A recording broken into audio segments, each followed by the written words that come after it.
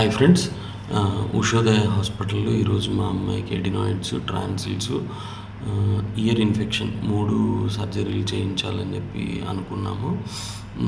అయితే రాజమండ్రిలో గత నెల నుంచి ఒక ముగ్గురు ఈఎన్టీలని అందరినీ కలిసాం. అంత పెద్దవాళ్ళే. వాళ్ళందరికంటే కూడా ఉషోదయ హాస్పిటల్ లక్ష్మీనారాయణ రెడ్డి గారు చాలా బాగా చూసి సజెస్ట్ చేశారు. అంత బాగుంది. మిగిలిన వాళ్ళైతే ఓన్లీ ఎడినాయిడ్స్, ట్రాన్సిల్సే అన్నారు.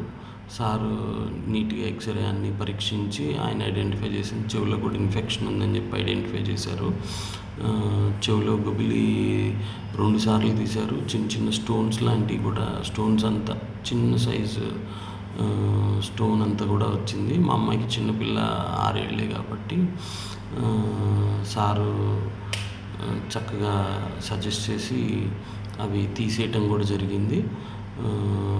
ఆ తర్వాత ఇన్ఫెక్షన్ పోవడానికి ఒక లాస్ట్ 10 డేస్ నుంచి ఇయర్ డ్రాప్స్ ఇచ్చారు. అవన్నీ కూడా వాడాము.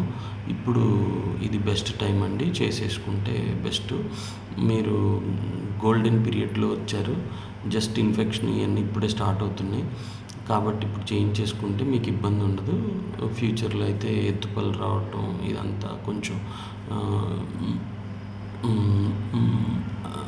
ఫేస్ అంతా ముందుకు వచ్చి ఈ దవడ ముందుకు వచ్చి కొంచెం ఇబ్బందికరంగా మారటం ఇవన్నీ జరుగుద్ది.